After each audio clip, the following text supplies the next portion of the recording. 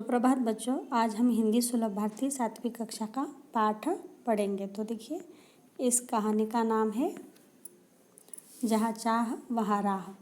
तो अनुराधा मोहिनी यह लेखिका है। तो उन्होंने यहाँ पर इस कहानी के द्वारा जहाँ चाह वहाँ राह, यानी हमारे अगर मन में हो कुछ करने की लगन हो तो वह मनुष्य क्या करता है, लगन के वजह से वह काम पूरा करता है, यानी इच्छा होने पर मार्ग मिलता है। तो इस कहानी का टाइटल ही वही है।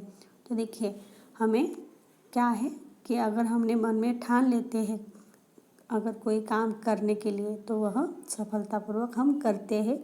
यही इस पाठ से उन्होंने भी बताया है।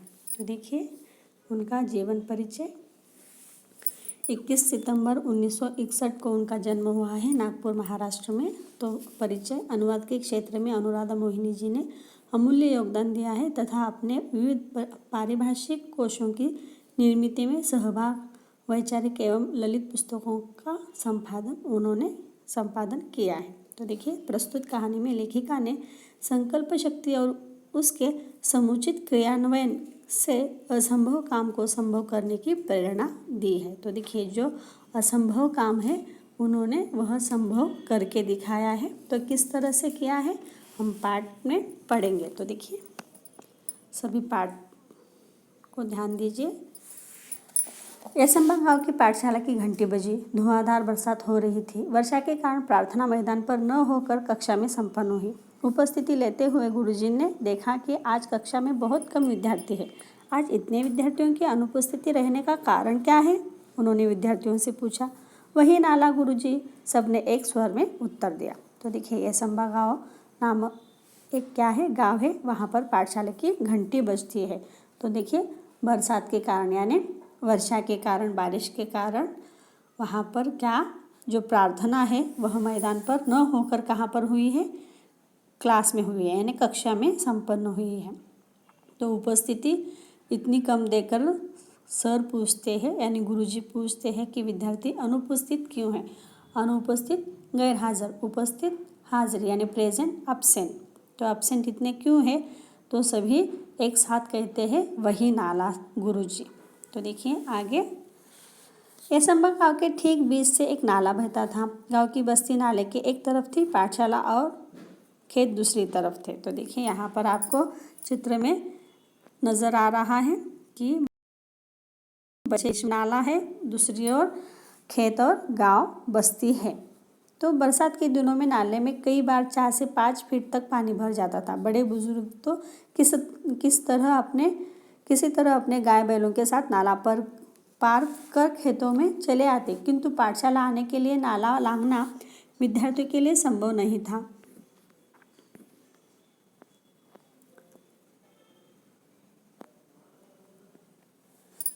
जब जोरों की बारिश होती उस दिन कक्षा में विद्यार्थियों की उपस्थिति पर असर पड़ता। अनेक बार विद्यार्थी पूरे सप्ताह पाठशाला नहीं जा पाते। इसके चलते गांव में बरसात, नाले में भरा पानी, पाठशाला से छुट्टी, यसंबा की यही कहानी, यह गीत गांव में प्रचलित हो गया था। तो देखिए, गांव में बरसात, नाले में भरा पानी, पाठशाला से छुट्टी, यसंबा गाँव की यही कहानी, यह गीत गाँव में प्रचलित हो गया। तो देखिए, यसंबा गाँव के जो बीचों बीच एक नाला बहता था, तो वह 2 भाग उनके गांव के किए थे। तो एक क्या था, बस्ती और गांव थी, तो दूसरी ओर पाठशाला थी और बीचों बीच यह नाला बहता था। यह नाला कितनी फीट ऊंच था, 4 से 5 फीट वहाँ पर पानी भरता था। तो इस वजह से बच्चे स्कूल नहीं आ पाते थे और विद्यार्थियों में और पूरे गांव में एक गीत प्रचलित हो गया था। क्या गीत था कि गांव में बरसात, नाले में भरा पानी, पाठशाला से छुट्टी, यसंबा की यही कहानी, यह गीत इसी वजह से प्रचलित हो गया था, प्रचलित होना जिसका चलन हो। तो देखिए आगे, पाठशाला में अनुपस्थिति का विद्यार्थियों की पढ़ाई पर बहुत बुरा प्रभाव पड़ता। अच्छी श्रेणी लाने वाले विद्यार्थी भी वार्षिक परीक्षा में पीछे रह जाते। सब परेशान थे, पर क्या करते, मार्ग असंभव था। तो देखिए, पाठशाला में जो अब्सेंटी है वह विद्यार्थियों की पढ़ाई पर असर कर रहा था। तो वह असर कैसा था? बुरा था। अच्छा था क्या? नहीं, वह असर बुरा था, क्योंकि जो अच्छी श्रेणी यानी अच्छे मार्क्स लाने वाले विद्यार्थी थे वो भी क्या हो जाते थे? पीछे हो रह जाते। श्रेणी यानी ग्रेड, तो देखिए उनकी ग्रेड जो है ए प्लस, तो वो भी पीछे आ जाते थे। क्यों? क्योंकि यह वजह थी। तो सभी इससे परेशान थे, लेकिन मार्ग कुछ भी नहीं मिल रहा था। मार्ग असंभव था, यानी बहुत कठिन था। असंभव में मूल शब्द संभव होता है। यही संभावना एक दिन एकाएक काम कर गई। हुआ यह कि उस दिन भारी वर्षा के कारण यसंबा के अधिकांश विद्यार्थी पाठशाला नहीं जा पाए थे। सो दोपहर बाद बरसात थोड़ी रुकने पर चौपाल में बरगद के पेड़ के नीचे चबूतरे पर बैठे हुए आपस में बातचीत कर रहे थे। तभी तुषार ने कहा, अरे इस बरगद के पेड़ में भूत है, यहाँ क्यों बैठे हो? भूत सब कोरी कल्पना और बकवास है। क्या मैं इससे किसी ने भूत देखा है? सब केवल मनगढ़ंत बातें हैं, जूही ने कहकर बातचीत आगे बढ़ाई। आज एक और अनुपस्थिति लग गई मेरी। अब तक 14 अनुपस्थितियों हो चुकी इस बरसात में, उज्ज्वला ने परेशानी भरे स्वर में कहा। तो देखिए यहाँ पर असंभव में मूल शब्द क्या है? संभव है। तो देखिए काम कर गई है, क्योंकि एक दिन बरसात फिर से हो गई तो बच्चे नहीं आ गए थे, और बच्चे जब बरसात रुक गई थोड़ी बार तो वो कहाँ पर गए हैं? तो देखिए यहाँ पर आपको मैं चित्र दिखाऊं तो देखिए यहाँ पर जो चौपाला है तो वहाँ पर बरगद का पेड़ है, उसके नीचे यहाँ पर सभी बैठ गए हैं। तो तुषार कहता है कि बरगद के पेड़ में भूत होते हैं, आपको पता नहीं है तो आप यहाँ क्यों बैठे हो? तो जूही कहती है कि भूत सब कोरी कल्पना है, बकवास है। आगे उज्ज्वला कहती है कि आज मेरी और एक अनुपस्थिति लग गई तो मेरे 14 अनुपस्थिति हो गए। ऐसे उज्ज्वला ने परेशानी भरे स्वर में कहा है। मेरी तो कुल उपस्थिति ही शायद 14 होगी, शुभम ने कहा। तो सब हंस पड़े। तो देखिए सब हंस रहे हैं। लेकिन क्या हम हर बरसात में ऐसे ही चर्चा करते रहेंगे और अपनी पढ़ाई का नुकसान होने देंगे? क्या हम ऐसे ही हाथ पर हाथ धरे बैठे रहेंगे? आशीष ने गंभीर स्वर में पूछा। हम कर भी क्या सकते हैं? हम तो बच्चे हैं, तुषार ने कहा। सच कहा तुषार तूने, हम बच्चे कर भी क्या सकते हैं? हम बच्चे कर भी क्या सकते हैं? इस वाक्य को गीत की तरह गाकर एक साथ तालियां बजाकर वहां बैठे बच्चे जोर जोर से हंसने लगे। तो देखिए यहाँ पर आपको दृश्य मैं इसीलिए दिखा दे रही हूँ, क्योंकि ये जो यहाँ पर आपको समझ में आ रहा होगा जो मैंने पढ़ा है। तो सभी बच्चे आपस में बोल रहे हैं। तो आशीष है यहाँ पर, शुभम है, तो शुभम ने भी कहा है कि मेरी भी उपस्थिति शायद 14 ही होगी। तो क्या है, बरसात के इस वजह से हम स्कूल नहीं जाते हैं। तो यही हम बरसात होने में हम क्या करेंगे? ऐसे ही चर्चा करते बैठेंगे क्या हाथ पर हाथ धरे बैठे रहेंगे? ऐसे आशीष ने कहा है गंभीर होकर। तो देखिए यहाँ पर तो उन्होंने क्या कहा है, तभी तुषार ने, हम तो बच्चे हैं, हम कर भी क्या सकते हैं। तो सभी इसे गीत की तरह गाते हैं और तालियां बजाते हैं।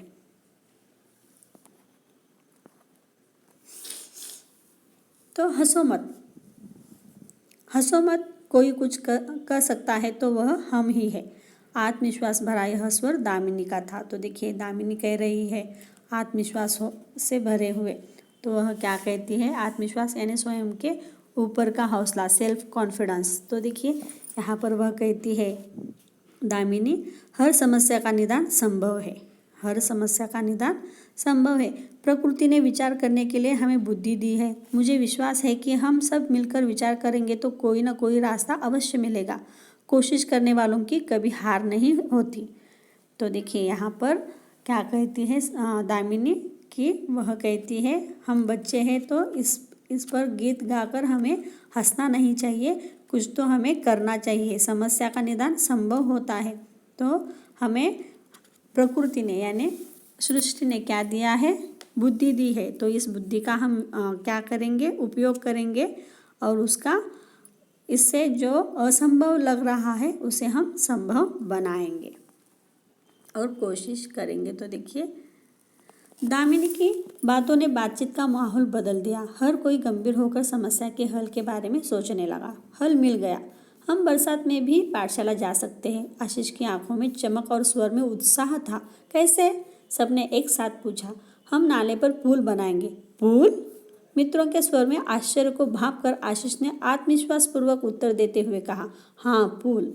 विज्ञान की पुस्तक में हम सबने पुल की जानकारी पढ़ी है। जब कभी शहर गए हैं, बड़े बड़े पुल देखे भी हैं। अंतर्जाल से हम जानकारी भी प्राप्त कर सकते हैं। गांव का नाला बहुत ज़्यादा चौड़ा नहीं है, हमें लगभग 10 फीट का पुल बनाना होगा। तो देखिए यहाँ पर आशीष को अचानक आया है कि समस्या का हल उसे सूझ गया है और वह कहता है आत्मविश्वास होकर कि हम इस पर अगर पुल बनाएंगे तो हम स्कूल आ जा सकते हैं। तो सभी कह रहे हैं पुल बनाएंगे। तो हाँ, तो पुल कैसे बनाएंगे? उन्होंने कहा है कि हमने जानकारी पढ़ी है विज्ञान की पुस्तक में और शहर जब गए हैं तब उन्होंने देखा भी है।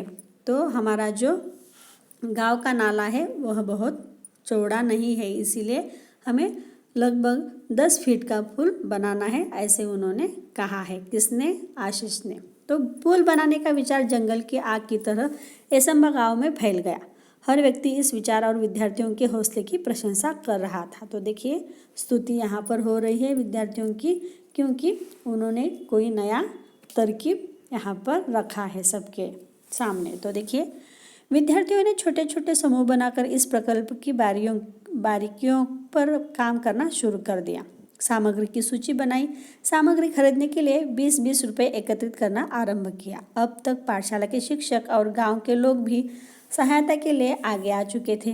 देखते देखते सामग्री के लिए आवश्यक राशि जमा हो चुकी थी। तो देखिए यहाँ पर विद्यार्थियों ने जो क्या किया है कि पुल बनाना ठान लिया है और यह एसंबा गाँव को भी उन्होंने बताया है। तो वहाँ पर जो उनके जो विद्यार्थियों की टीम थी तो उन्होंने वहाँ पर समूह बनाए, ग्रुप बनाए और ग्रुप से उन्होंने काम करना शुरू कर दिया है और उन्होंने हर एक व्यक्ति से 20-20 रुपये, सिर्फ 20 रुपये एकत्रित करना शुरू कर दिया। और पाठशाला के शिक्षक और गांव के जो लोग अच्छे हैं वो उनकी सहायता करने लगे हैं। तो आवश्यक जो राशि है यानी रकम, पैसे, तो वहाँ पर जमा हो चुकी थी। बुजुर्ग का अनुभव, युवकों की शक्ति, विद्यार्थियों का उत्साह, सब साथ मिलकर काम कर रहे थे। संगठित प्रयासों से काम आकार लेने लगा था। सीमेंट के पाइप खरीदे गए, पत्थर इकट्ठे किए गए, ईंट आई, बंजर जमीन से मिट्टी खोदी गई। गांव के छगन बाबा नामक एक बुजुर्ग ने प्रचुर मात्रा में रेत उपलब्ध करा दी। पुल बनाने के लिए पूरे गांव के हाथ एक साथ मिट्टी का भराव करने लगे। हर दिन स्वप्न पूर्ति की ओर एक कदम बढ़ाने लगा था गांव। तो देखिए यहाँ पर जो गांव है वहाँ कहाँ पर बढ़ रहा है? सफलता की ओर बढ़ रहा है, स्वप्न पूर्ति की ओर बढ़ रहा है। यहाँ पर कौन कौन काम कर रहा है? बुजुर्गों का अनुभव यानी उनका जो अनुभव है वो बता रहे हैं। किन्हें? युवकों को बता रहे हैं। उनकी शक्ति है, विद्यार्थियों का उत्साह है, सब मिलकर संगठित होकर क्या कर रहे हैं? काम कर रहे हैं। तो देखिए यहाँ पर कोई पत्थर इकट्ठे कर रहा है, कोई सीमेंट के पाइप ला रहा है, कोई बंजर जमीन से मिट्टी खोद रही है। तो छगन बाबा नामक एक जो बुजुर्ग है वहाँ पर प्रचुर मात्रा में रेत उपलब्ध करा रहा है, रेत यानी बालू। तो इस तरह से सब जो पुल के लिए आवश्यक सामग्री है वहाँ पर आ रहा है और सभी सहायता कर रहे हैं। अंततः आनंद की वह सुबह भी आ गई। वर्षों की कठिनाई दूर हुई। केवल 15 दिनों में ग्रामीणों और विद्यार्थियों के सामूहिक श्रमदान से पुल बनकर तैयार हो चुका था। पूरे गांव के लिए यह अद्भुत उपलब्धि थी। सभी ने एकता, संगठन और श्रमदान का महत्व भी समझा था। तो देखिए यहाँ पर अंततः क्या हो गया है? पुल बना है और वह आनंद की घड़ी आ गई है। तो वर्षों की जो कठिनाई थी, क्या कठिनाई थी कि जब बारिश होती थी तो वहाँ पर लोगों को बहुत कठिनाई हो रही थी एक ओर से दूसरी ओर जाने के लिए।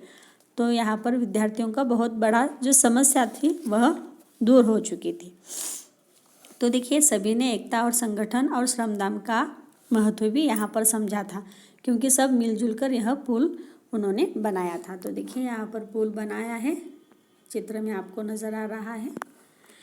बरसात में इस बार भी नाले में पानी भरा था, पर विद्यार्थी हंसते खेलते पुल से पाठशाला की राह जाने लगे। पुल भी विद्यार्थियों के हौसलों को दाद देता, मानो मन ही मन वह कह रहा था, जहाँ चाह वहाँ राह।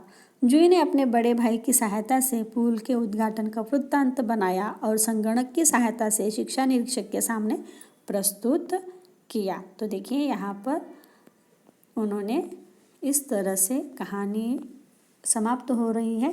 तो देखिए जहाँ चाह वहाँ राह, इस कहानी से हमें यही सीख मिलती है क्या कि हमें प्रेरणा भी मिलती है कि हम अगर अच्छे काम कर रहे हैं तो उसे हम सफल बनाते हैं और बनाने के लिए आगे भी बढ़ जाते हैं। तो देखिए समाज उपयोगी कार्य में सभी लोग अपना योगदान देते हैं। अगर वो अच्छा है तो सब क्या करते हैं, योगदान देते हैं, मदद करते हैं। इस तरह से हम अगर अच्छे काम के लिए मन में ठान ले तो वह सफल हो जाते हैं, यानी जहाँ चाह हो वहाँ राह मिलती ही है। तो इस तरह से यह पाठ यहाँ पर समाप्त होता है। धन्यवाद।